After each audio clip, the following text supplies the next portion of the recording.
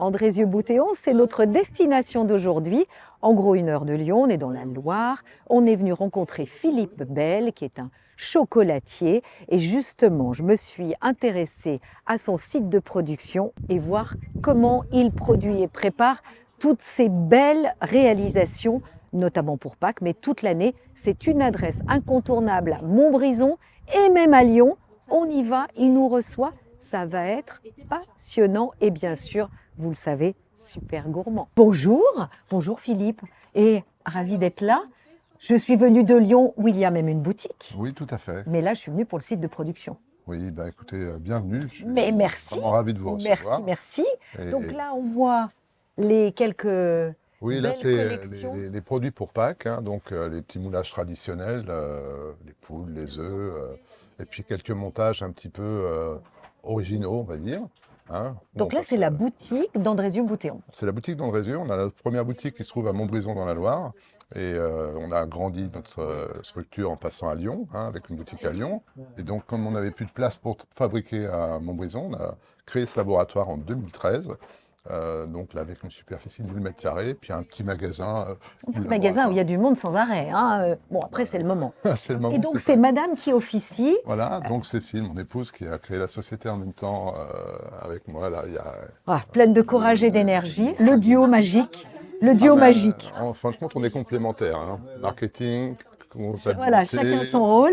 Donc vente. là, avec des petits chocolats. Alors, nos bonbons de chocolat. Hein. Donc les bonbons de chocolat. Voilà, les bonbons de chocolat qui font partie de la confiserie de chocolaterie. Hein. Donc, voilà, tous un petit peu différents. Il y a les pralinés, les ganaches, les caramels semi-liquides. Là, toutes les boules, c'est des caramels semi-liquides que les gens Beaucoup de savent. caramel, vous, hein. Vous êtes très gourmand caramel. Hein. Oui, et puis c'est une spécialité que les gens aiment bien dans ma boutique. Hein. Et puis, même sur le Japon, ils sont friands de mes Ah, caramels aussi. justement, on en parlera parce que là, il y a des vrais accointances et oui. vous êtes le chouchou des Japonais. Ah, et peut-être pas que moi, mais Si, j'en si, fais le partie. chouchou des Japonais. Oui, vous êtes, on en a un autre à Lyon. Hein. Oui, oui. Bonjour Même deux. Sébastien, même deux. Mais surtout, c'est vrai que là, on en parlera de vos aussi bonbons de chocolat avec des parfums originaux, genre yuzu, Yuzu, mangue timut, enfin voilà, fraise coco, vous avez poivre aussi. timut du Népal. Voilà. Embarquez-moi dans Allez, votre univers. là on va dans y le va. laboratoire. Donc là, c'est le labo. On y va, on va dans le labo. On va directement à la salle de torréfaction. Alors, la torréfaction, parce que là, c'est une des missions les plus importantes. Voilà, entre deux, on peut voir que bon, ils sont en train de faire du détaillage. On a une machine,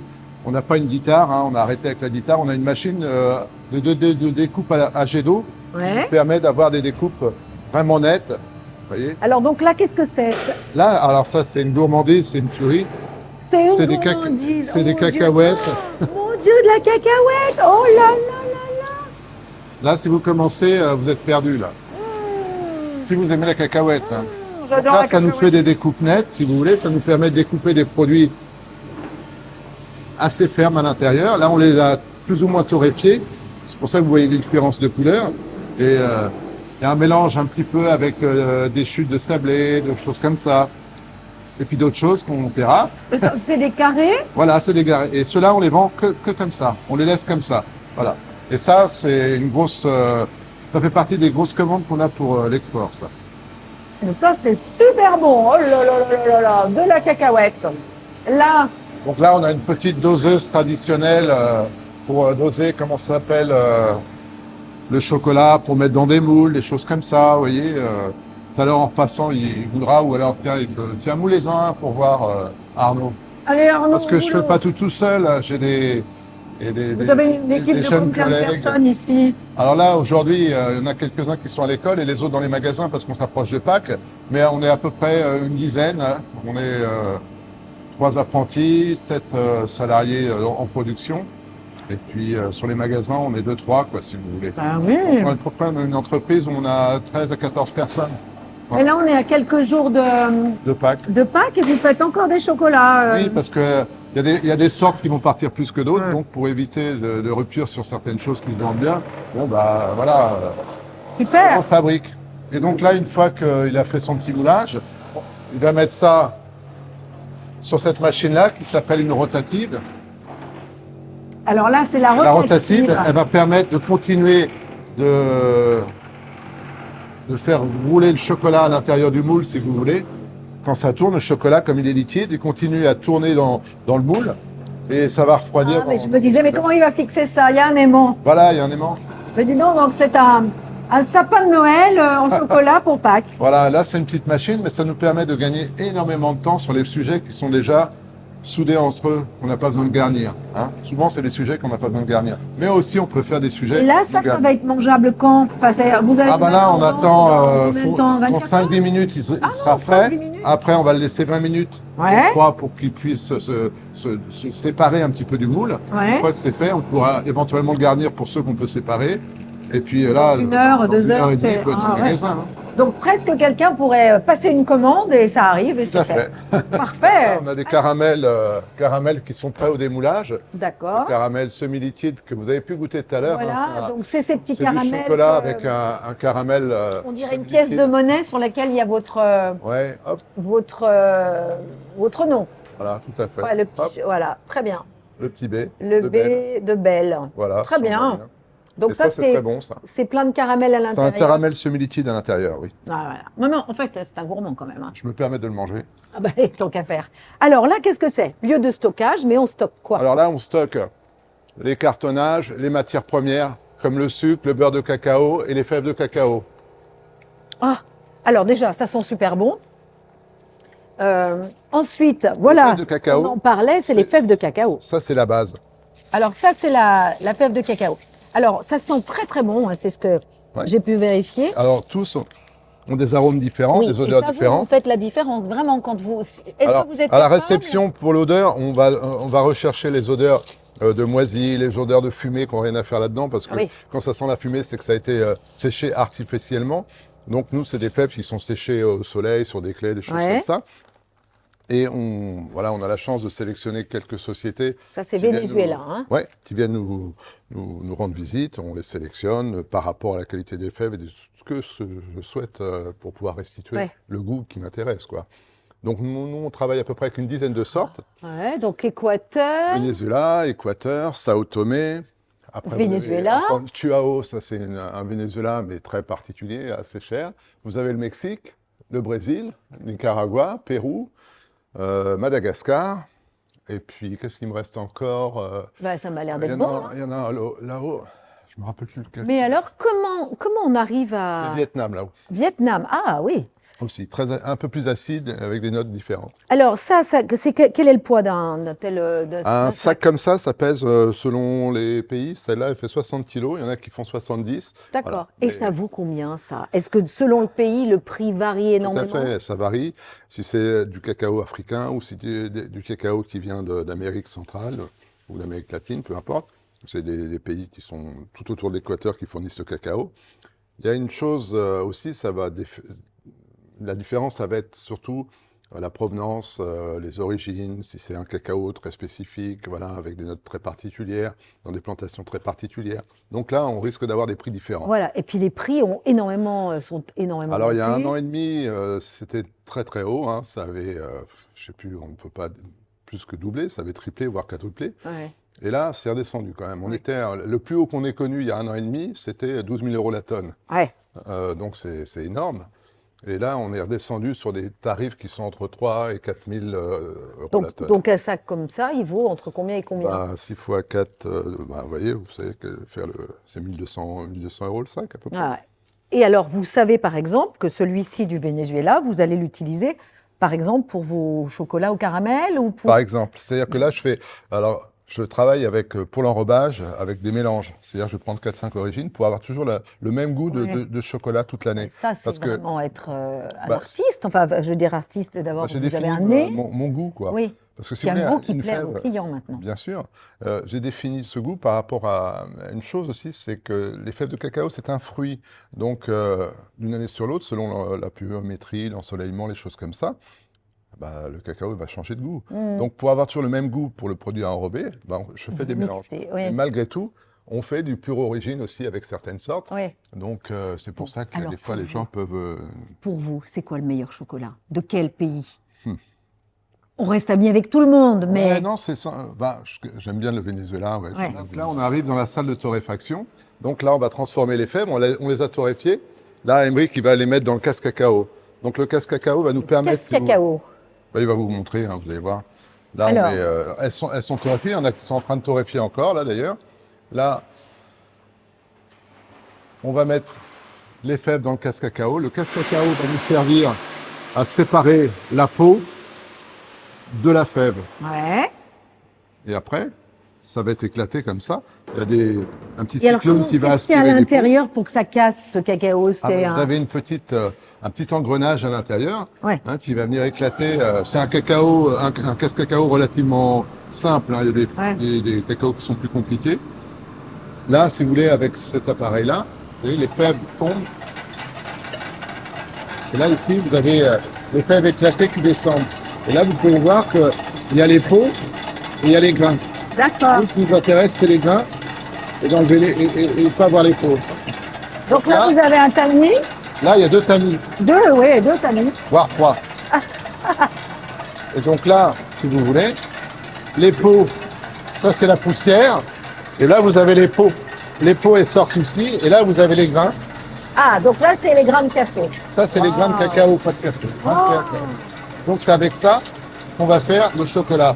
Et le but, c'est d'avoir le moins de peau possible. Il y a toujours une petite peau ou deux qui va aller. Ouais. Et là, ça sort bien, ça va. Ok. Et là, vous avez Incroyable. Elle est belle, cette tout ça. machine. C'est les peaux et les gros morceaux qu'on va repasser. Ah oui, jusqu'à ce que vous ayez extrait tout le chocolat. Tout le cacao. Elle est très belle, cette machine. Et donc, la poudre, là, vous en faites Ça, rien, ça sert à rien. c'est jeté. Ça peut pas servir d'engrais, ça peut pas... Alors si, il y a des gens qui viennent en chercher pour mettre dans leur jardin. Alors, il faut en mettre, mais pas trop, parce que c'est quand même assez acide, et ça a tendance à abîmer un petit peu quand même. Donc un petit peu, c'est bien, de trop, c'est pas trop. Ah d'accord. Bon, alors ça va pas être un type de première. Donc alors après, c'est quand on a- impeccable, là, hein, c'est tout brillant. Ah, Vous avez un lieu. j'adore que ça soit propre, parce que le cacao, ça salit énormément. Et si Ouais. vous laissez aller, si vous nettoyez pas, ça fait de la poussière, Ouais. ça peut faire des choses comme ça. Ah, moi, je veux bien voir ça. c'est- Oui, vous avez raison. Donc Alors, là, ici, une fois qu'on a fait la fève de cacao et qu'on a mis le sucre, tout ça, ça a tourné toute la nuit. Et notre chocolat oh là là, mais comme est prêt. c'est beau. Alors ça s'appelle comment cette machine? Alors c'est une machine qui a un rotor et un stator. Il y a le rotor qui va venir taper sur le stator, hein. Le rotor, c'est une rotative, ça tourne. Statique, stator, donc c'est statique. Donc les pales, elles viennent taper sur le stator. Et ça affine au fur et à mesure le gruau et le sucre. Et alors ça, on ne peut pas le transmettre, mais cette odeur, comme ça sent bon. Mmh. Et là, vous êtes capable de me dire d'où vient ce chocolat? De quel pays? Ah oui, celui-là c'est le 66%, c'est un mélange de Venezuela, d'Équateur. Je vous dirai pas tout. Il y a 3 Ce autres sont les origines. secrets. Ah ben on va garder un petit peu. Oh là là là là là Là, on va là. aller le. Allez, hop hop hop. Au boulot les gars. Oups, pardon. Oups. Vous mettez de quel côté? Par là? Oui. Allez, hop là. Alors,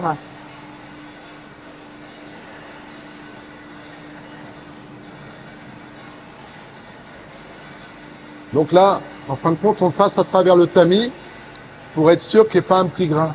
ah Et ouais, donc comme ça on a des filtre machines de assez nouveau. pointues, comme des doseuses style one shot, où il faut vraiment un passage dans des bûches très très fines, il ne faut pas qu'il y ait un seul petit grain de quoi que ce soit. Il peut arriver qu'il y ait un petit grain qui reste collé à l'intérieur, et si on ne le Donc filtre pas, automatiquement, vous repassez. ah oui, oui, on le retamise à chaque fois. Ça, c'est faire une pâte de fruits.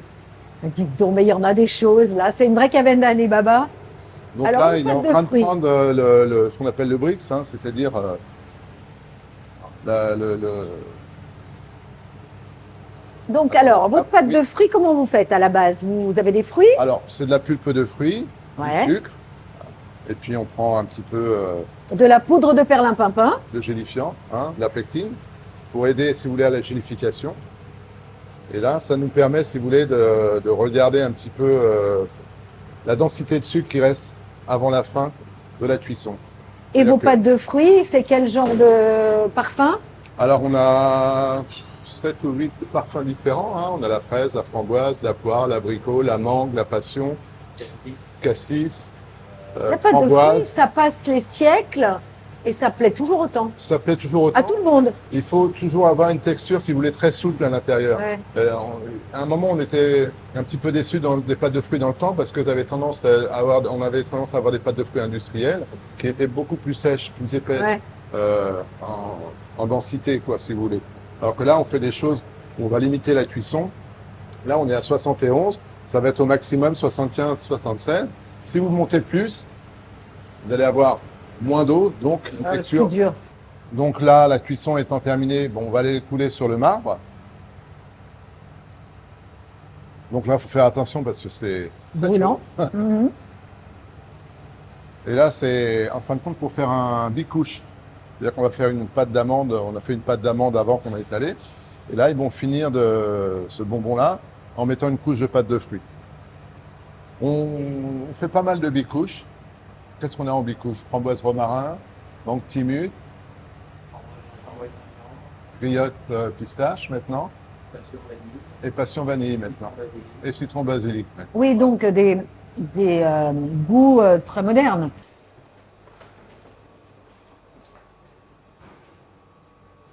Donc là, qu'est-ce qu'ils vont faire? Donc là, bon, ils vont couler sur la table. Excusez-moi. Hop. Donc là, c'est le petit secret. Voilà, c'est la poudre de perlimpinpin.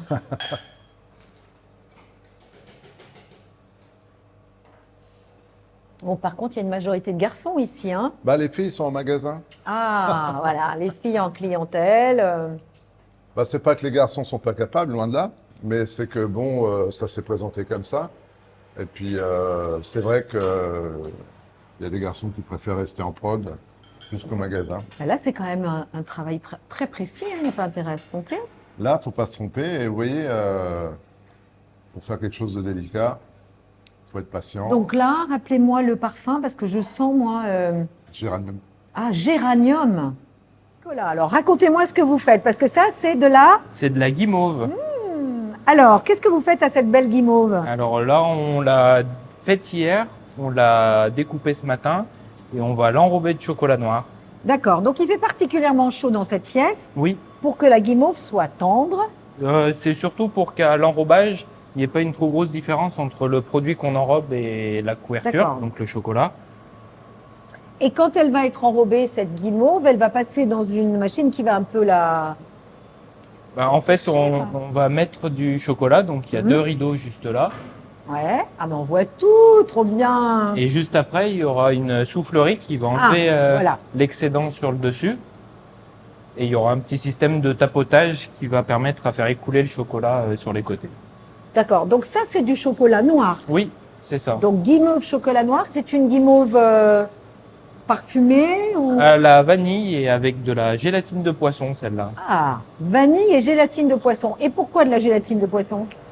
Parce qu'on travaille avec l'étranger Ils et, aiment bien ça. et ben surtout, ils vont arrêter de travailler avec de la gélatine bovine, donc de bœuf. Alors, Nicolas est sur une autre mission, mais alors là, ça n'arrête pas. Alors, qu'est-ce que ce sont ces petites... C'est des barres pralinés pistache. Donc on fait ça pour le Japon. Ça veut dire que les gens, ils mangent une barre comme ça? Voilà. Dites donc, c'est généreux. Donc, vous travaillez beaucoup avec le Japon, vous êtes attentif à leur goût.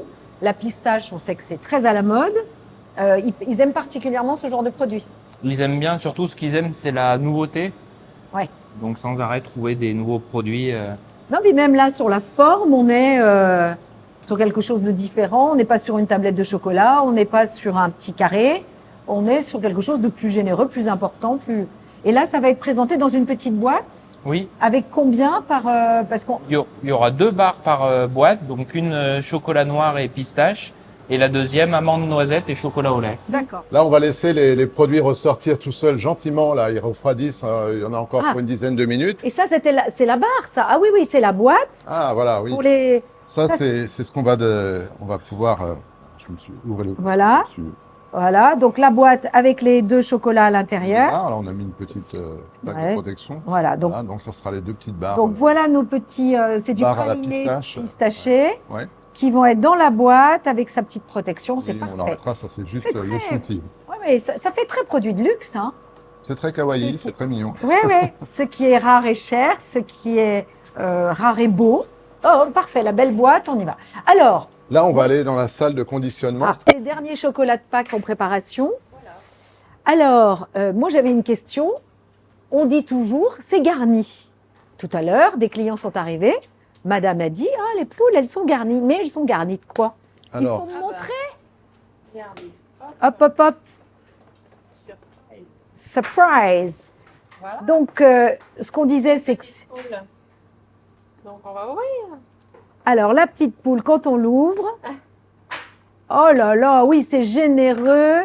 Alors, dites-moi ce qu'il y a dedans. Donc, de la... Alors, il y a de la petite friture fourrée, il y a de la friture sèche qu'on appelle juste chocolat noir ou lait. Il y a des petits œufs nougatines. Donc, en fait, on fait tous nos intérieurs, les petits œufs nougatines, les œufs pralinés, les œufs pâte d'amande également. Et voilà, friture chocolat lait également.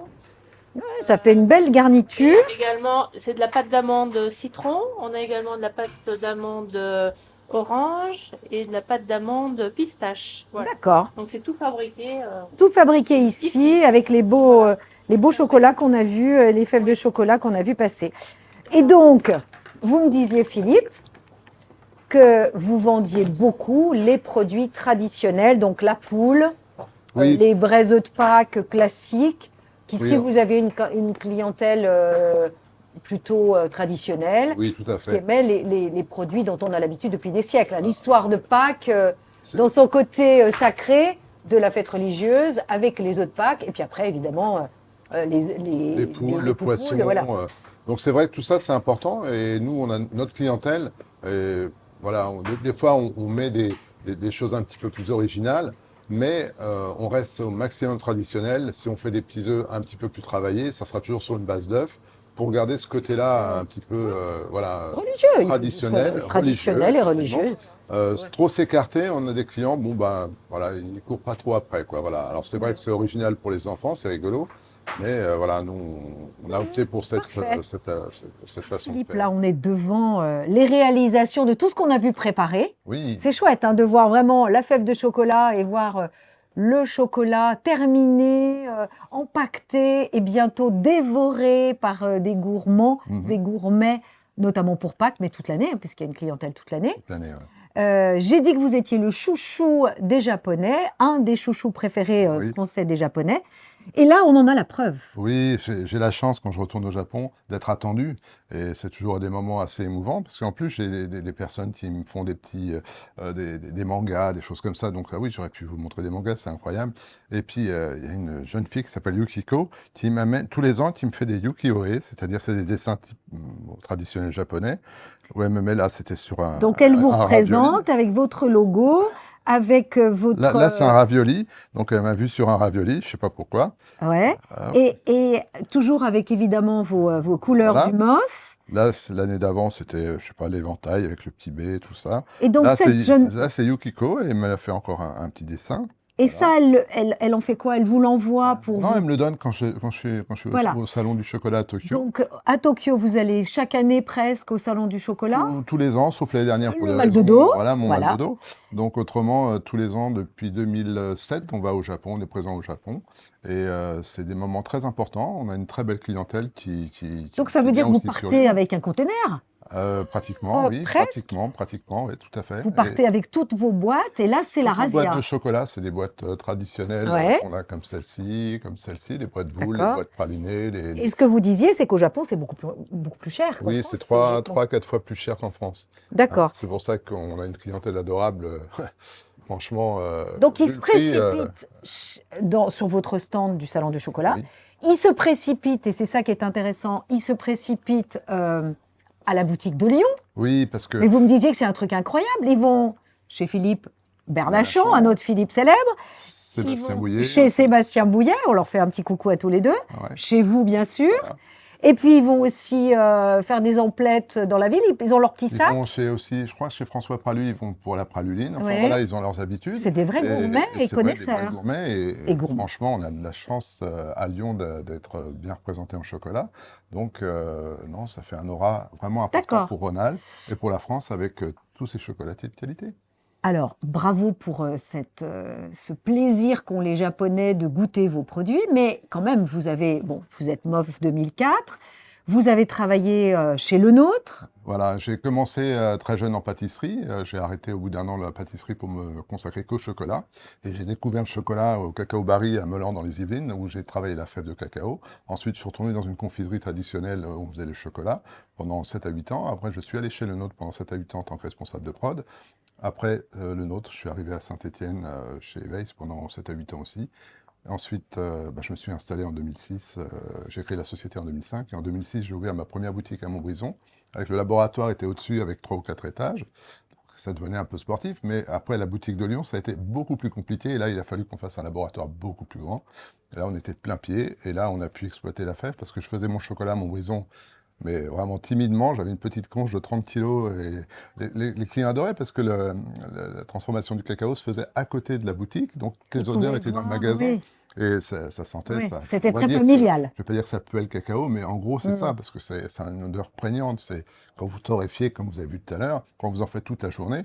Alors moi, ça se colle pas dans les cheveux parce que c'est terminé, mais ça se colle dans les vêtements. Mais c'est des odeurs qui vous Oui. restent. Vous êtes obligé obligatoirement de prendre votre douche. Hein, pour Ouais. ceux qui Ah pas la oui, douche, qui là, c'est travaille, ouais. non, ça sent vraiment très très fort. Mais c'est pas désagréable, quoi. Mais quand ça refroidit, l'odeur sur vous, ça fait un côté un peu acide, acre et tout ça. Mais bon, et ici, en revenant à Andrézieux, j'ai pu exploiter à 100% le travail de la transformation de la fève et fermer tous mes produits de A à Z, quoi. Donc vraiment merci, vous êtes un beau couple tous les deux avec votre épouse, vous travaillez dans la même direction, vous vous êtes connus et le premier baiser, je l'ai su, attention j'ai les secrets, un 11 septembre à New York, comme quoi ça marque Ouais. les esprits. Ouais, Vous êtes encore là, tout à fait. bonne continuation, ravi d'avoir aussi dégusté parce que vous avez été généreux, dès qu'on s'est arrêté, hop hop hop, on a goûté, me voilà conquise. C'est gentil. Et bonne continuation. Et évidemment, je vais passer à la boutique à Lyon. À Lyon. Rappelez l'adresse, C'est 27 rue Tupin.